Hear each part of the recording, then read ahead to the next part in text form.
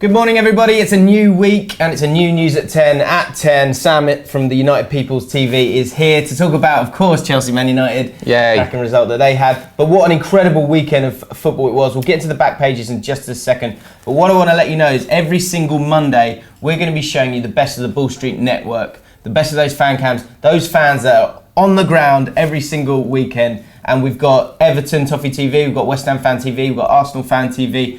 We've got clips from all three to show you today. So every single Monday, make sure you join us at News at 10 to let us know your thoughts in the comments. And also, because we have Social Club every single afternoon, there's so much to talk about. We want to know what you want us to talk about on Social Club. Exactly. So once this video ends, get into the comments so that we can still see it because the live chat goes away. And let us know your questions for Ask the Club and generally what you want us to talk about. Let's get straight into it then. Back pages, and we've got to start with Chelsea because they're pretty strong on most of them. If you go to the Telegraph, on the back page there, Morata looking very, very dapper. He does wear too much hair gel in my opinion. However, Morata reignites Chelsea's challenge. A cracking win for them at home against Manchester United. 17 shots to 6, Sam. Yep. What is your reaction to that game itself? Because generally, the idea along the back pages is that they were fantastic, Chelsea. Manchester United have got a horrific record away against the top six since 2015. We have got, I think, 1 goal in 8 away games. Wow. And we haven't won any of them. We've drawn against Liverpool, I think we've already got a couple of points. And against Chelsea, we actually came out. Everybody expected Mourinho to park the bus. He didn't park the bus in the first 20 minutes. We were good. Yeah, didn't you? What people were expecting. Bakayoko had a great chance. Rashford had Man United's best chance, but the kid closed his eyes because Courtois was coming out all big and massive, and he just took his eye off the ball. Yeah. And Morata, so Rashford had a massive chance with his head. He didn't take it, but Morata did. And then from the 20-minute period onwards, I'll be honest, Chelsea were in utter control, and Kante really made the difference in midfield. You really saw how much Man United missed Pogba because Mkhitaryan in the number 10 role was atrocious. And because of that, Fabregas was allowed to dominate with Bakayoko, has a drop in deep. We didn't have a chance in the second half. The second half was an awful performance from United. There's a huge amount of critique, I guess, on the midfield of Man United. Pogba's a huge miss there. I think Carrick's a huge miss for you in those big games as well in terms of keeping the ball against those sides who have such power and pace in the midfield. But I think any midfield was going to look bad with Kante playing yesterday. He was fantastic. And what you see with him, in my opinion, is you see Bakayoko's allowed to go forward and he knows he has that safety. If you look at the amount of ground Kante has to cover and does again and again, it's incredible. And also you get the best out of Fabregas. He's 10 yards further up the field. He's not doing the dog work. And it was a massive thing for Chelsea. Fabregas and Hazard just dominated the game, both of them man of the match. If you look at some of the other back pages, the Mirror Sports says Louise and a few of them as well. I think Metro as well, winner and loser, Louisa, or I don't know how you're supposed to say it. Essentially, the big talking point before the game was that David Luiz was not only not in the starting 11, but not in the squad. Antonio Conte in his interview before the game was saying how it was tactical. Bullshit. But this guy, I drift between thinking this guy's world class and thinking this guy's a chump sometimes. But last year, and do you know what, since Conte's been there, he's been incredible. So for him to get dropped like that means that something's got to have gone on, surely. Plus, going into the game, Rory from Chelsea Fans TV, he said that this is a must-win game for Conte. It's saying, go as far as saying his job would be in question had they lost to Manchester United. So to drop David Luiz before that just cranks the pressure up even more. Ultimately, Christensen played well. It worked. But as far as I'm concerned, it's good to see a manager stand up to his players. You've got to have some control at a club, otherwise it can all go completely and utterly wrong, which it has done at Chelsea previously. Yeah, let us know your thoughts in the comments. We'll get into it. But it's also a dangerous gamble, but it's a gamble that Conte took, and it worked out for him. If you have a look at the back page of The Independent today, there's a lovely picture for Everton fans to enjoy. They've been waiting for this. Unsworth up and running. David Unsworth, his 4th game, I think it was. Or maybe it's even his 5th game. 2-0 down against Watford. 12 minutes of added on time. And they got the win, though. They came back. Nias for the goal. Last minute penalty from Leighton Baines there. Last of the 12 minutes. Unbelievable stuff. It's nice for us, who we're not Everton fans, to see them get a win for the guys at Toffee TV. Ped and Baz have been through a hell of a lot. This is Baz's instant match reaction, which has a little cameo from his son, I think. Check this out. Yes, we won a game. Come on. I forgot what it was like to win football matches and have that feeling of winning. And it's a starting point, isn't it, for a new manager who can come in and build on it. We've won the game. They're not a bad side. We beat them 3-2. You know, I just said that if you measure the teams, if you ask people, Watford are having a great season, Everton are dreadful, and now there's just 4 points between us. So it's on to Crystal Palace in a couple of weeks, but it's the international break with a win. We all feel so much better about it. And the heart and the defending, you know, at times, we were still open, don't get me wrong, and there's still a lot of work to be done, but there's positive stuff that's come out of it.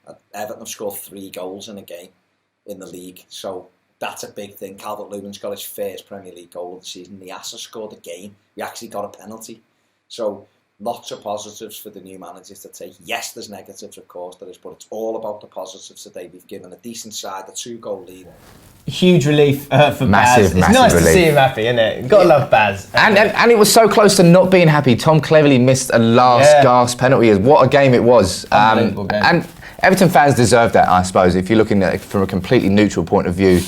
But the big question here, if there's any Everton fans in the comments, let me know. Is that game is coming from 2-0 down against Watford at home enough for you to say, that's it, Unsworth, he deserves a job now? Yeah. Or is it just, you know, a moment of glory and then you come out the next day and you say, well, you know what, we're still in the shit? Yeah. I mean, for me, no. The 3-2 is, it's great, take the win, enjoy the positives of that. But the bottom line is you didn't mean to be 2-0 down in a game like that and have to come back 3-2. There are still huge problems there.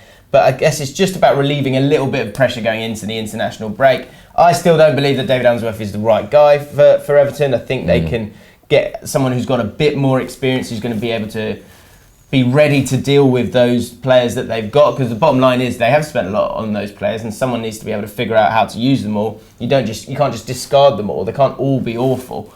So for me, I don't think David Unsworth's the man. I've said that all along and I'm going to probably stick with it. But let us know what you think. Got a couple of comments here. Mark Ellison saying Unsworth won't get the job, and I suspect that he probably knows it. We've got Blue Nose 67 saying we need a proper manager. Unsworth's not the answer. But yeah, but who is that answer then for Everton? Yeah, well, yeah, I mean, let us know. It's kind of... I genuinely don't know.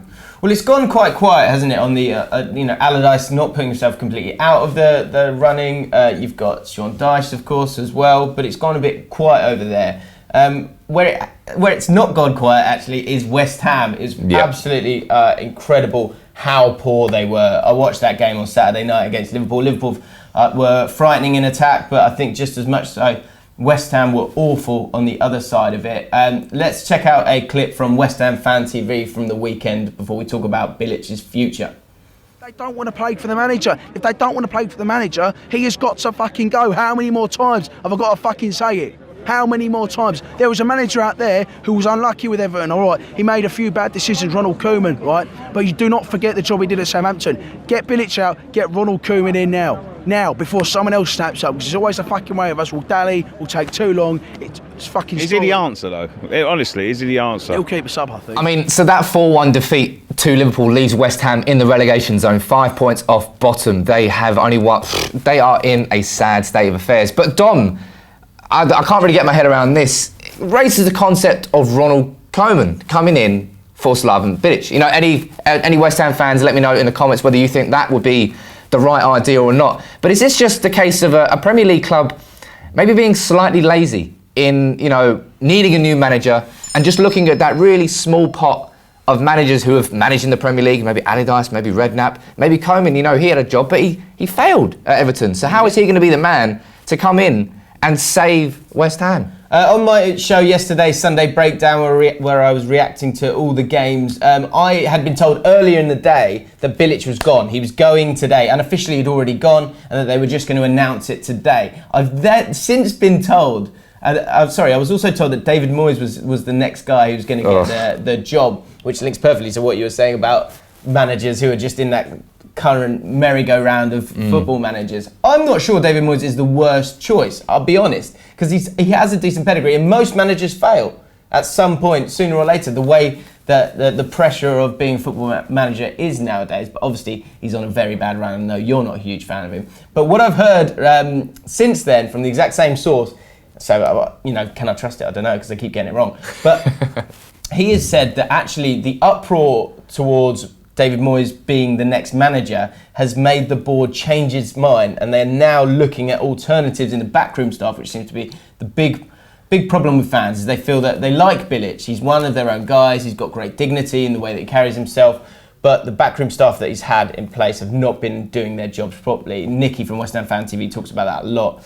And because of that, they're now going to stick with Bilic. So it'll be interesting to see if I'm wrong again. It sounds like the board has absolutely no idea what they do. If they can be influenced by people going, "Oh, yeah, like David Moyes, ooh, it's a mess. It seems like an absolute mess. It will be very interesting. What is outrageous is that Slaven Bilic is being left to kind of rot in this limbo of today. He knows we've what's all got coming. These different stories, and it seems to be everywhere. The whole David Moyes thing, the fact that he's flying in, and yet he's just there sitting messing about. Got a comment here from the Turkey Fish saying, "Who wants Koeman? Failed after spending a lot at Everton plus Valencia, where he had a prime David Villa. He uses clubs to benefit himself, and he doesn't give a shit about any club he manages." That is a damning comment on Koeman. I think it's a bit, He's a name. He is a good name. He has done well at those clubs. He has won major trophies. So as much as you say that, there's that. A lot of people, that's all they really care about. So if he's doing that, he's doing his job. So it'd be interesting to see how it goes. Let's move on to Arsenal. Arsenal versus Man City. Sorry. Before we move on quickly, there's a great comment here saying, "Bilic for Ball Street presented with Sam," which means you go in as West Ham manager. Oh, right. Mr. Positive, I'll right? take it. I'll take West Ham needs some positivity in their lives, right? You could give it to them, Maybe right? they do. I reckon I could do a job. I reckon you could. Get him running, just doing doggies. Get him fit. Let's talk about Arsenal now. Back page of the Daily Star. Nice, not hyperbolic word on the back page at all. Cheat!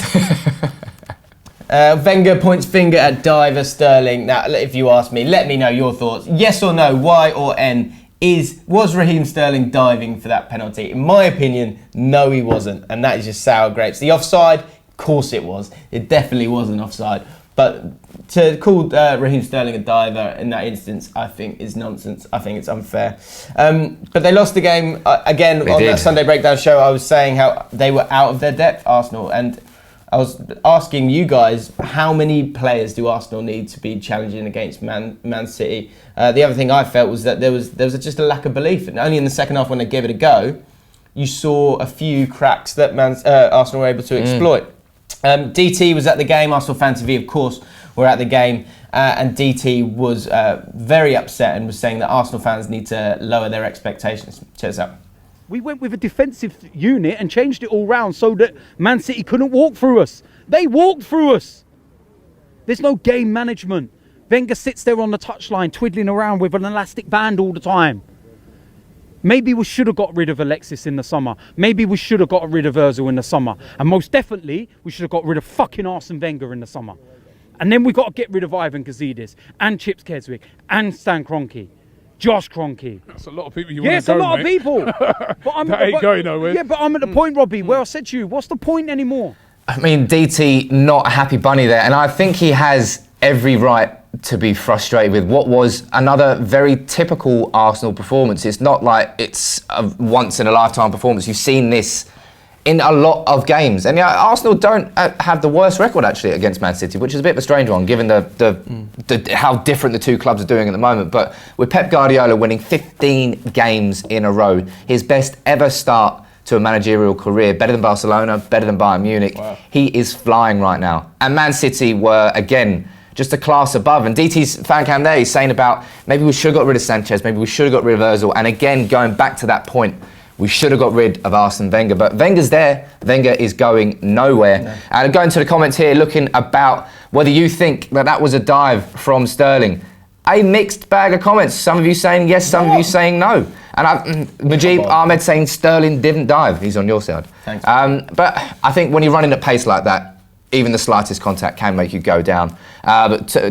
People talking about DT here, saying DT 100% correct, says Chris Nedovansky. And Alex Caffrey's Gage, sorry if I ruined your name, saying, I'm an Arsenal fan and I'm really not understanding the meltdown from other Arsenal fans after the City game. It's exactly what we all expected. City are clearly a superior team at the moment. But I think that's the issue here, is there are maybe two sets of Arsenal fans. One set which accepts the circumstances that Arsenal are in. and the situation that they are, let's be honest, a step below Manchester City. The rest, yeah. They're probably outside that top 2 or 3 now. They're chasing for that top 4. There's the other set of Arsenal fans that are still holding on to that team that Wenger made, that Invincibles team. They want that back, and that's not unfair to want that, because once you've had it before, it tastes good. You want more of it. Yeah, well, yeah, you've had it yourself. Yeah, it tastes wonderful, honestly. So let's know what you think about Arsenal. Yeah, it's the word stagnant just keeps going into my mind. The same thing happens with what DT's saying there, is that if you get rid of Sanchez and Ozil and you start again, I guess I'm sure people would spin it and go it's a lack of ambition, but it's also probably a clean slate with players who want to play. The big thing for me was, and again I said it in that show yesterday, how is Iwobi starting ahead of Lacazette when you That was Sanchez weird. Do not understand. Weird. It Was there, as Wenger said, a reason as to why Lacazette didn't start, or was it just he just chose to start Iwobi? No clue. You can't sign a striker for 40 million and then not 50 million, then not start him. Yeah. Lo and behold, he comes off the bench and scores. Yeah, well, no, and they looked a different team when he played. Let us know your thoughts on the clips that we've seen, on the games that influenced the weekend, on Bilic, on West Ham, Everton, Arsenal, Man United, and Chelsea. Head over to Volley. It's a new app, a social media app. Ball Street, we're on it. Ball Street are on it. Loads of original content from Ball Street, and a lot of other cool guys on YouTube as well. So head over there and give us a follow whilst you're there. There's a link in the description on YouTube, so you can click on that, go straight, download it straight away. Easy peasy. Lovely. Subscribe to Ball Street, hit that notification bell so you can join us every single morning at 10 o'clock. Every single Monday, we're going to be looking at the fan channels, so always come back every Monday to see the reaction from the fans who are out there doing it every single week. And we'll be back tomorrow. We've also got Social Club, so get your questions in the actual comments, not the live comments, and we will answer your questions on the show this afternoon. We'll see you this afternoon. Take it easy.